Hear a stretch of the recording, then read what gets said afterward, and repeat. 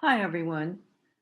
My name's Amy Honigman, and I'm a clinical psychologist with the Counseling and Psychological Services.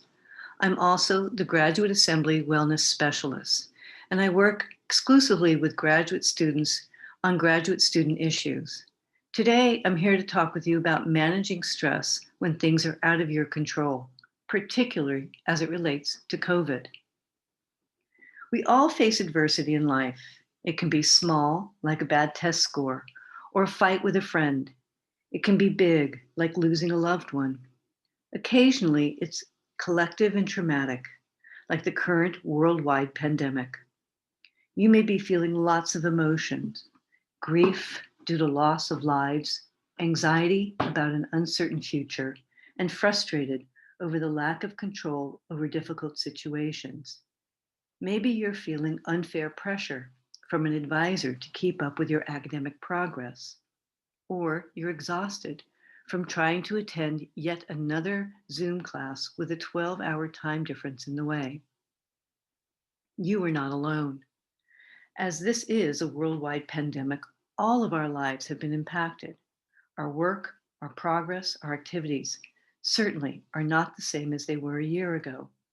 Emotionally, you may feel anxious, stressed, and even a bit depressed. At the very least, most of us do not like the difficult current situation we are in. Here are a couple things to think about. Normally, there are two types of things that we are in control over. The first is, if possible, we can work on changing our external conditions in our lives. The second is internal, how we cope with conditions when we can't necessarily change them externally.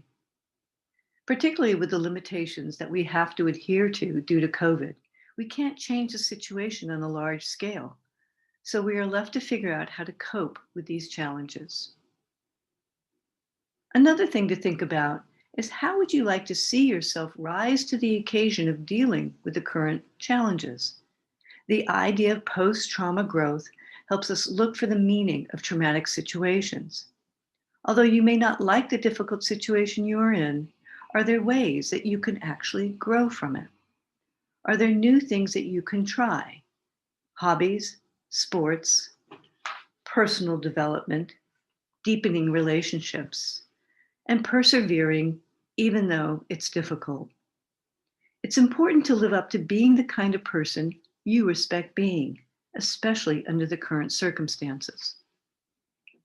Here are three things you can try to help manage your stress reactions and build more resilience. The first is learn to let go. It can be hard to accept that we don't always have control over the circumstances in our lives, that no matter how much effort you put in, you won't always get the outcome you want or be able to change circumstances. It helps to take a step back from the situation and try to put it in perspective. Is the desired outcome worth the stress and pain, especially when there are so many external obstacles? We might have to temporarily grieve how we were living in our pre-COVID life. Accepting that things have changed actually helps ease the loss and expectations that life should be the same, which for now, it isn't.